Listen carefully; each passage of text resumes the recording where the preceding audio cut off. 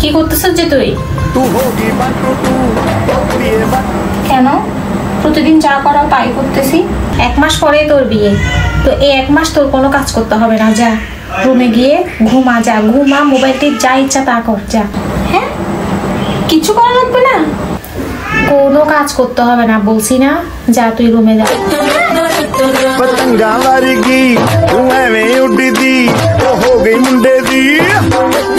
মেয়েদের বিয়ে হলে কি কাজ করতে হয় না? এরকম জানলে তো আমি আগেই বিয়ে করতাম। যাও, কাপড় এগুলো সবগুলা ধুয়ে আসো। আরে এগুলো তো আমার বা হাতের খেল, সাদা কাপড় এগুলা ভালো করে হাতে কসলায় কসলায় ধুতে হবে। আরে সমস্যা নাই, এটা আমি হাতে ধুয়ে ফেলবো, এগুলো সব আমি ওয়াশিং মেশিনে দিয়ে দিই।